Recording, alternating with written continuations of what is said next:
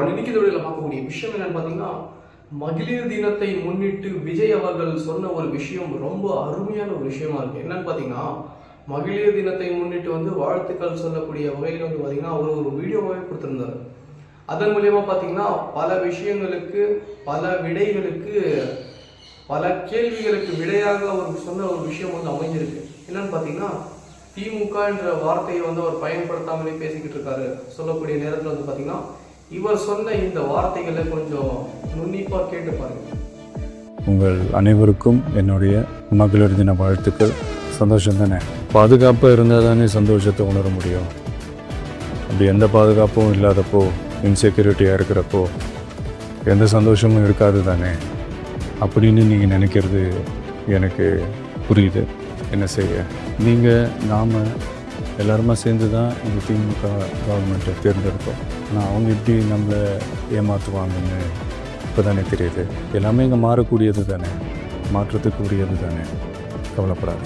2026 நீங்கள் எல்லோரும் சேர்ந்து, இல்லை நாம் எல்லோரும் சேர்ந்து இந்த மகளிருக்கான பாதுகாப்பை உறுதி செய்ய தவறிய இவங்களை மாற்றுவோம்.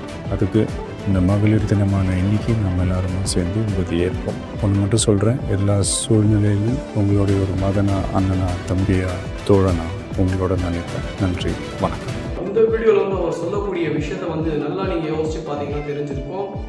இதில் பார்த்தீங்கன்னா திமுக ஆட்சியை நாங்கள் அகற்றணும்னு சொல்கிற ஒரு வார்த்தைகளை பார்த்தீங்கன்னா திமுகவுடைய நாங்கள் நம்பி ஓட்டளிச்சிருந்தோம் திமுகவுக்கு. ஆனால் அவங்க செஞ்ச விஷயம் பார்த்தீங்கன்னா ஏமாற்றத்தை தந்திருக்குன்னு சொல்லியிருக்காரு. இதே விஷயத்தை பார்த்தீங்கன்னா நாம் சேர்ந்து இந்த ஆட்சியை அகற்றுவோம், அவங்களுக்கு வீட்டை அனுப்புவோம்னு சொல்லி ஒரு விஷயத்த சொல்லியிருக்காரு. இதன் மூலியமா பார்த்தீங்கன்னா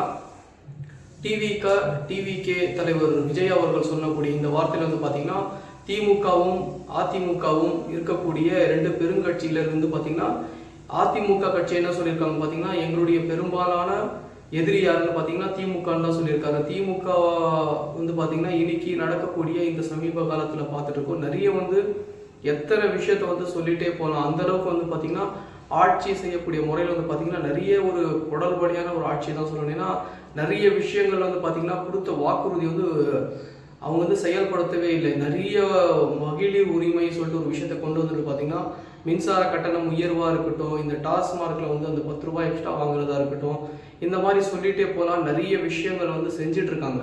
இதெல்லாம் வெளியில் கொண்டு வருவதற்காக தான் இந்த fact to fact YouTube channel உருவாக்கப்பட்டிருக்கோம்.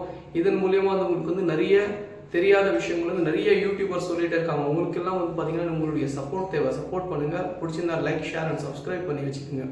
அடுத்தது பார்த்தீங்கன்னா அதிமுகவும் டிவிகே விஜய் அவர்கள் இணைந்து செயல்பட்டால் ஒரு மிகப்பெரிய மாற்றம் ஏற்படும் சொல்லி எல்லாம் இருக்கக்கூடிய நிறைய இந்த தேர்தல் சார்ந்த நிறைய வகுப்பாளர்கள்லாம் சொல்லிட்டு இருக்காங்க. ஏன்னா விஜய் அவர்களும் அதிமுகவும் சேர்ந்து செயல்பட்டால் இந்த 26 ஒரு மாற்றத்தை ஏற்படுத்தலாம், அந்த மாதிரியான விஷயம் சொல்லிட்டு இருக்காங்க. ஒரு பக்கம் பார்த்தீங்கன்னா அதிமுக பார்த்தீங்கன்னா பாஜக ஒரு கட்டமைப்புக்குள்ள கொண்டு வராங்க, அவங்க கட்டுப்பாட்டுக்குள்ள எடுத்துட்டு வந்திருக்காங்க. அந்த மாதிரியான விஷயமெல்லாம் ஓடிட்டு இருக்கு.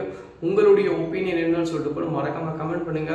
ஏன்னா விஜய் அண்ணாவும் அதிமுக 2 கட்சிகளும் இணைந்து நிற்பது ஒரு நல்ல ஒரு விஷயமா, இல்லை தனித்தனியாக நிற்பது ஒரு நல்ல விஷயமா, இந்த விஷயத்துல உங்களுடைய கருத்துக்களை மறக்காம கமெண்ட் பண்ணுங்க. எனக்கு பொறுத்த வரைக்கும் பார்த்தீங்கன்னா மதவாதமான ஒரு கட்சி பாஜக என்ற கட்சியோட கை கோர்ப்பதை விட அரசியல் ரீதியாக புதிய நபராக இருந்தாலும் மக்களுக்கு நல்லது செய்யணும்னு வந்திருக்கக்கூடிய அண்ணன் விஜய் அவர்களோட எடப்பாடியார் சேர்ந்து செயல்பட்டாங்கன்னா ரொம்ப ஒரு நல்ல ஒரு விஷயமா இருக்கும்.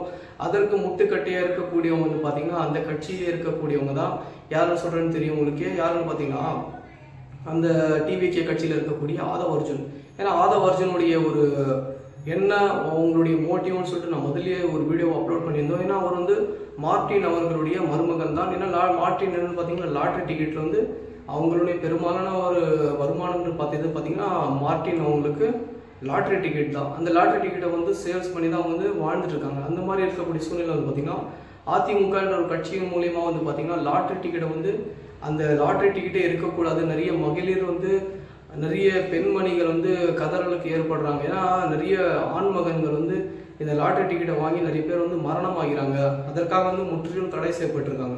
இப்போ அந்த மூலியமாக பார்த்தீங்கன்னா ஆதவ அர்ஜுன் வந்து கை கோட்டுற ஒரு விஷயம் வந்து பார்த்தீங்கன்னா ஒரு சந்தேகத்திற்குரிய ஒரு விஷயமா இருக்குது. இதை பற்றி உங்களுடைய கருத்துக்களை மறக்காமல் கமெண்ட் பண்ணுங்கள். விஜய் அவர்கள் எடுத்த இந்த ஸ்டாண்டுக்கு என்னுடைய மிகப்பெரிய ஒரு சந்தோஷமாக இருக்குது.